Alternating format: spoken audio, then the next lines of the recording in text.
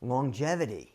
How do we make the microstrand last as long as possible and to need to add hair as least as possible? And a quick summary, the microstrand lasts as an average of 3 to 4 years. And what makes it last that long is that it will shed, all right, a little hair here, a little hair there. So it will shed. So you do need to add hair to your microstrand periodically throughout that 3 to 4 years.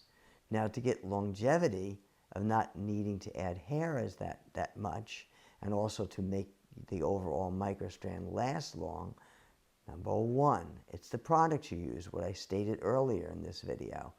Use slippery products. Shampoos, conditioners that you rinse off, serums that you put on, that stay on. You want to make sure the products are slippery, that your hand runs through it in like a silky way, and your brush or your comb slides right through the hair.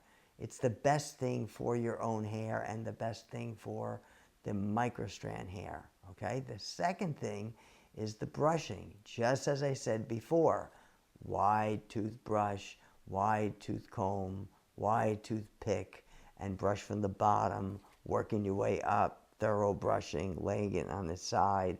Everything I said before, because if there's less pulling while you're handling it, there's less shedding, therefore longer longevity.